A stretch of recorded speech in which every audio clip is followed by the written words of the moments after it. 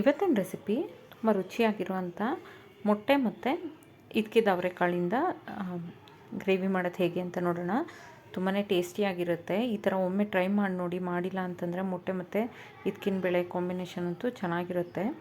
ಇದು ದೋಸೆ, ರೋಟಿ, ಮುದ್ದೆ ಎಲ್ಲದ್ರ ಜೊತೆಗೂ, ರೈಸ್ ಜೊತೆಗೂ ಸಹ ಚೆನ್ನಾಗಿರುತ್ತೆ. ಇದಕ್ಕೆ ನಾನು ಮಾಡ್ಕೊಳ್ಳೋದಕ್ಕೆ ಫಸ್ಟು ಮಸಾಲೆನ ರುಬ್ಕೊಳ್ಳೋಣ. ಒಂದು ಈರುಳ್ಳಿ ರಫಾಗಿ ಕಟ್ ಮಾಡಿ ಹಾಕ್ಕೊಂಡಿದ್ದೀನಿ. ಹಾಗೆ ಒಂದು 2ರಿಂದ 3 ಟೊಮೆಟೊ ಹಾಕ್ಕೊಳ್ಬೇಕು. ಇದಕ್ಕೆ ಒಂದು 4ರಿಂದ 5 ಗೋಡಂಬಿನ ಸೇರಿಸಿ ನುಣ್ಣಗೆ ಪೇಸ್ಟ್ ಮಾಡ್ಕೊತೀನಿ. ಈಗ ಒಂದು ಕಡಾಯಿ ತೊಗೊಂಡಿದ್ದೀನಿ. ಕಡಾಯಿಗೆ ಸ್ವಲ್ಪ ಎಣ್ಣೆ ಸೇರಿಸ್ಕೊಳ್ತಾ ಇದ್ದೀನಿ. ಎಣ್ಣೆ ಸೇರಿಸ್ಕೊಂಡು ಮಸಾಲೆ ಐಟಮ್ನ ಸೇರಿಸ್ಕೊಳ್ಳೋಣ. ಈಗ ಚಕ್ಕೆ, ಲವಂಗ, ಏಲಕ್ಕಿ ಇದಿಷ್ಟನ್ನು ಸೇರಿಸ್ಕೊಂಡಿದ್ದೀನಿ ನಾನು. ಲೋ ಫ್ಲೇಮ್ ಮಾಡಿಕೊಂಡು ಈಗ ಒಂದು ಈರುಳ್ಳಿನ ಸಣ್ಣಕ್ಕೆ ಹೆಚ್ಚಿಟ್ಕೊಂಡಿದ್ದೀನಿ. ಆ ಈರುಳ್ಳಿನ ಸಹ ಇದಕ್ಕೆ ಸೇರಿಸ್ಕೊಂಡು ಫ್ರೈ ಮಾಡ್ಕೊಳ್ತಾ ಇದ್ದೀನಿ ನಾನು. ಇನ್ನೇನು ಇದಕ್ಕಿನ ಬೇಳೆ ಅವರೆಕಾಳು ಸೀಸನ್ ಮುಗಿತಾ ಇದೆ. ಅಷ್ಟರಲ್ಲಿ ಈ ಥರ ಒಮ್ಮೆ ಮಾಡ್ಕೊಳ್ಳಿ, ತುಂಬಾ ರುಚಿಯಾಗಿರುತ್ತೆ.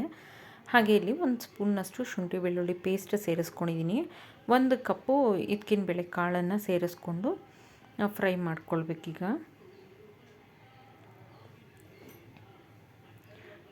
ಈ ರೀತಿ ಸ್ವಲ್ಪ ಎಣ್ಣೆಯಲ್ಲಿ ಫ್ರೈ ಮಾಡ್ಕೊಳ್ಳೋದ್ರಿಂದ ನೀಟಾಗಿ ಫ್ರೈ ಆಗುತ್ತೆ, ಹಸಿ ಸ್ಮೆಲ್ ಅನ್ನೋದಿರೋದಿಲ್ಲ.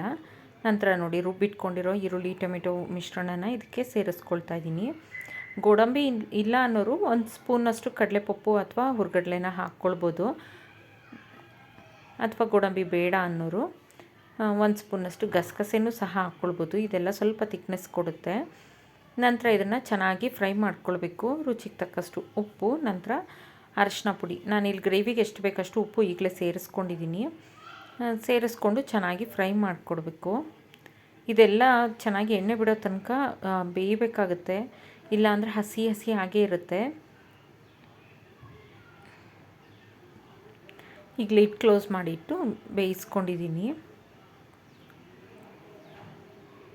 ಈಗ ನಾನು ಡ್ರೈ ಮಸಾಲೆನ ಸೇರಿಸ್ಕೊಳ್ತಾ ಇದ್ದೀನಿ. ಒಂದು 2 ಸ್ಪೂನ್ನಷ್ಟು ಧನಿಯಾ ಪುಡಿ, ಹಾಗೆ ಚಿಕನ್ ಮಸಾಲ ಪೌಡರ್ನ ಸೇರಿಸ್ಕೊಳ್ತಾ ಇದ್ದೀನಿ. ಯಾವುದೇ ಬ್ರ್ಯಾಂಡಿಂದು ಚಿಕನ್ ಮಸಾಲ ಪೌಡರ್ 1 ಸ್ಪೂನ್ನಷ್ಟು, ತುಂಬ ಬೇಕಾಗೋದಿಲ್ಲ. ಅಕಸ್ಮಾತ್ ಇಲ್ಲ ಅಂತಂದರೆ ಗರಂ ಮಸಾಲ ಪೌಡರ್ ಹಾಕ್ಕೊಳ್ಬೋದು. ಈಗ ಇದನ್ನು ಚಿಕನ್ ಮಸಾಲ ಪೌಡರ್ ಹಾಕಿ ನಂತರ ಇಲ್ಲಿ ಕಾಶ್ಮೀರಿ ಚಿಲ್ಲಿ ಪೌಡರ್ ಸ್ವಲ್ಪ ಹಾಕ್ಕೊಳ್ತಾ ಇದ್ದೀನಿ. ಹಾಗೆ ಖಾರಕ್ಕೆ ಎಷ್ಟು ಬೇಕಷ್ಟು ಖಾರದ ಪುಡಿನ ಸಹ ಸೇರಿಸ್ಕೊಳ್ತೀನಿ ನಾನು. ಒಂದು ಅರ್ಧ ಸ್ಪೂನಷ್ಟು ಖಾರದ ಪುಡಿ ಸೇರಿಸಿದ್ದೀನಿ. ಇದಿಷ್ಟನ್ನು ಸೇರಿಸಿ ಚೆನ್ನಾಗಿ ಫ್ರೈ ಮಾಡಿಕೊಡ್ಬೇಕು.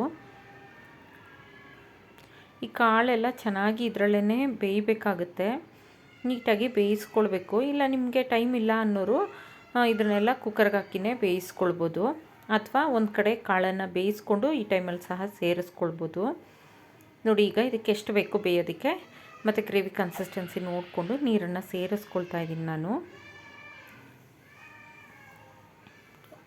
ಈ ಥರ ನೀರನ್ನು ಸೇರಿಸಿ ಗ್ರೇವಿ ಕನ್ಸಿಸ್ಟೆನ್ಸಿ ನೋಡ್ಕೊಳ್ಳಿ. ತುಂಬ ಗಟ್ಟಿನೂ ಇರಬಾರ್ದು, ಹಾಗಂತ ತುಂಬ ತೆಳುನೂ ಮಾಡಬಾರ್ದು.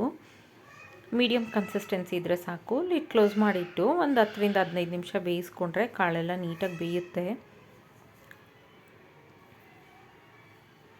ನೋಡಿ ಈ ಥರ ಸಾಫ್ಟ್ ಆಗೋಷ್ಟು ಬೇಯಬೇಕು. ಈ ಟೈಮಲ್ಲಿ ನೀವು ಉಪ್ಪು ಅಥವಾ ಖಾರ ಏನಾದರೂ ಬೇಕಾಗುತ್ತಾ ಚೆಕ್ ಮಾಡ್ಕೊಳ್ಳಿ. ಉಪ್ಪು ಅಥವಾ ಖಾರ ಏನಾದರೂ ಬೇಕಾಗೋದಾದರೆ ಈ ಟೈಮಲ್ಲಿ ಸೇರಿಸ್ಕೊಳ್ಳಿ. ಉಪ್ಪು ಖಾರ ಚೆಕ್ ಮಾಡಿಕೊಂಡು ಈಗ ನಿಮಗೆ ಎಷ್ಟು ಜನ ಇದ್ದೀರಾ, ಮೊಟ್ಟೆ ಎಷ್ಟು ಬೇಕಾಗುತ್ತೆ ನೋಡಿಕೊಂಡು ಸ್ಟವ್ ಆಫ್ ಮಾಡಿಕೊಂಡು ಮೊಟ್ಟೆನ ಈ ಥರ ಒಂದೊಂದೇ ಮೊಟ್ಟೆನ ಡ್ರಾಪ್ ಮಾಡ್ಕೊಳ್ಳಿ. ನಿಮಗೆ ಒಂದೇ ಸರಿ ಈ ಥರ ಒಡೆದು ಹಾಗೆ ಹಾಕೋಕ್ಕಾಗಲ್ಲ ಅನ್ನೋರು ಒಡೆದ್ಬಿಟ್ಟು ಕಪ್ಗೆ ಹಾಕ್ಕೊಂಡು ನಂತರ ಸಹ ಈ ಪಾತ್ರೆಗೆ ಸೇರಿಸ್ಕೊಳ್ಬೋದು. ಲೋ ಫ್ಲೇಮಲ್ಲಿ ಇಟ್ಕೊಳ್ಳಿ. ಸ್ಟವ್ ಆಫ್ ಮಾಡಿಲ್ಲ ಅನ್ನೋರು ಲೋ ಫ್ಲೇಮಲ್ಲಿ ಇಟ್ಕೊಂಡು ಮಾಡಿಕೊಂಡ್ರೂ ಆಗುತ್ತೆ. ಒಟ್ಟು ಜೋರೂರಿ ಇಟ್ಕೋಬಾರ್ದು. ಜೋರೂರಿ ಇಟ್ಕೊಂಡ್ರೆ ಮೊಟ್ಟೆ ಎಲ್ಲ ಒಡೆದೋಗುತ್ತೆ.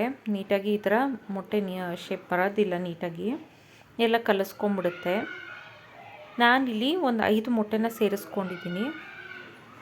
ಈ ಗ್ರೇವಿ ಕನ್ಸಿಸ್ಟೆನ್ಸಿಗೆ 5 ಮೊಟ್ಟೆ ಕರೆಕ್ಟಾಗಿ ಸಾಕಾಗುತ್ತೆ.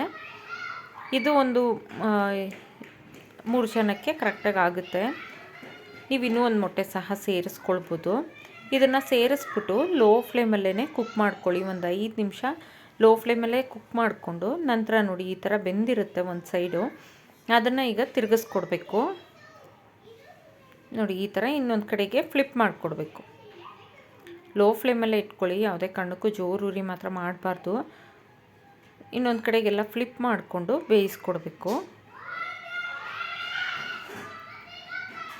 ಇನ್ನೊಂದು ಕಡೆಗೂ ಅಷ್ಟೇ ಒಂದು 5 ನಿಮಿಷ ನೀಟಾಗಿ ಬೇಯಿಸ್ಕೊಂಡ್ರೆ ಆಯಿತು. ನಿಮಗೆ ರುಚಿಯಾದಂಥ ಅವರೆಕಾಳು ಮತ್ತು ಮೊಟ್ಟೆ ಗ್ರೇವಿ ರೆಡಿ ಆಗಿಬಿಡುತ್ತೆ. ಇದನ್ನು ನೀವು ಪೂರಿ, ಚಪಾತಿ, ರೋಟಿ ಅಥವಾ ನೀರು ದೋಸೆ ಎಲ್ಲದ್ರ ಜೊತೆಗೂ ಸರ್ವ್ ಮಾಡ್ಕೊಳ್ಬೋದು. ನಾನಿಲ್ಲಿ ಕಡೆಯದಾಗಿ ಕಸೂರಿ ಮೇಥಿ ಸ್ವಲ್ಪ ಹಾಕ್ಕೊಳ್ತಾ ಇದ್ದೀನಿ. ಕಸೂರಿ ಮೇಥಿ ಹಾಕೋದ್ರಿಂದ ಗ್ರೇವಿ ಫ್ಲೇವರ್ ತುಂಬಾ ಚೆನ್ನಾಗಿರುತ್ತೆ. ನೋಡಿ ಈ ರೀತಿ ಕಸೂರಿ ಮೇಥಿ ಹಾಕಿದ ತಕ್ಷಣ ಚೆನ್ನಾಗಿ ಮಿಕ್ಸ್ ಮಾಡಿಕೊಡ್ಬೇಕು.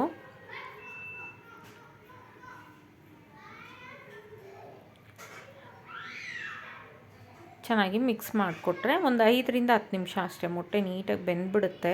ಒಂದು ಹಾಫ್ ಆನ್ ಅವರ್ ಟೈಮ್ ಇತ್ತಂದರೆ ಸಾಕು, ಈ ಗ್ರೇವಿ ರೆಡಿ ಆಗಿಬಿಡುತ್ತೆ. ನೋಡಿ ಈ ಕನ್ಸಿಸ್ಟೆನ್ಸಿಯಲ್ಲಿರುತ್ತೆ. ಈ ವಿಡಿಯೋ ಇಷ್ಟ ಆದಲ್ಲಿ ಲೈಕ್, ಶೇರ್ ಆ್ಯಂಡ್ ಸಬ್ಸ್ಕ್ರೈಬ್ ಮಾಡಿ, ಕಮೆಂಟ್ ಮಾಡಿ ತಿಳಿಸಿ. Thank you.